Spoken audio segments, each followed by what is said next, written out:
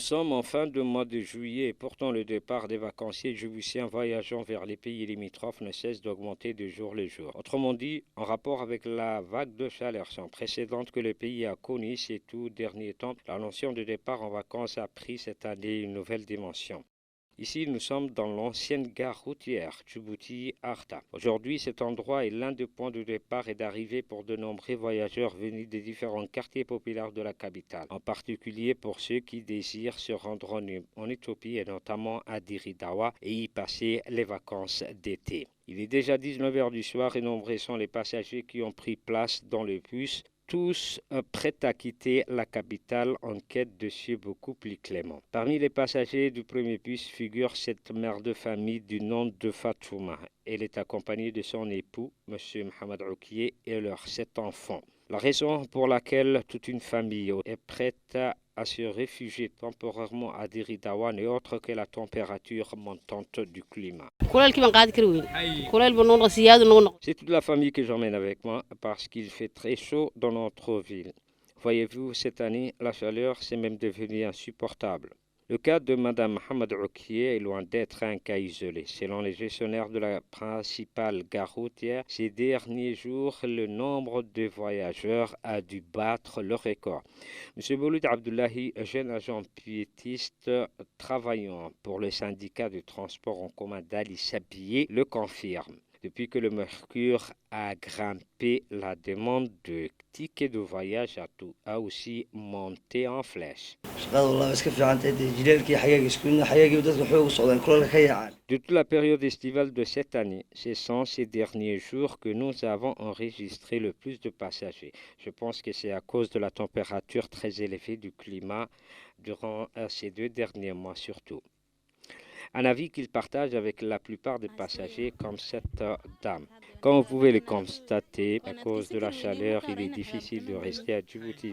C'est pour cette raison que j'ai décidé de me rendre en Éthiopie où le climat est moins rude. Selon aussi M.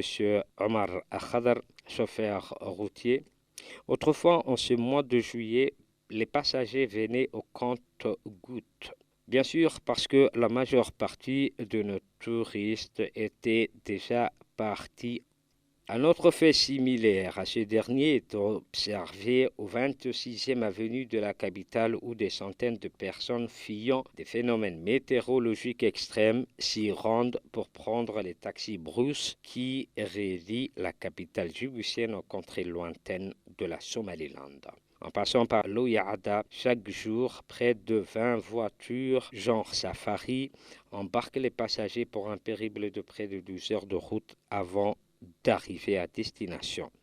Selon M. Ibrahim, gestionnaire en chef de la place, au cours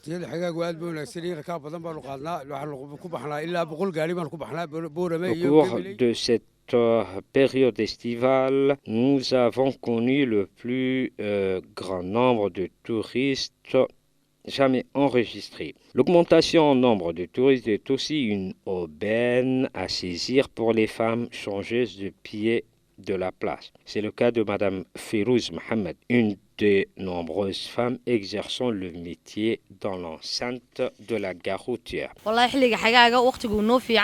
Pour nous, machallah, notre bénéfice a plus que doublé ces derniers jours surtout par rapport aux autres mois de l'année. Comme il y a eu un répandissement de la chaleur, de nombreux voyageurs sont venus ici pour changer leur billet avant de prendre le bus, bien sûr. Enfin, pour conclure le sujet, l'impact du changement climatique sur les sociétés humaines ne se résume guère aux dégâts irréversibles causés aux écosystèmes, mais provoque également des déplacements de population sans précédent. Des déplacements qui coûtent cher pour ces ménages, la plupart issus de la classe moyenne de notre population. Ces derniers ont dû sûrement puiser dans leur budget pour financer ces vacances.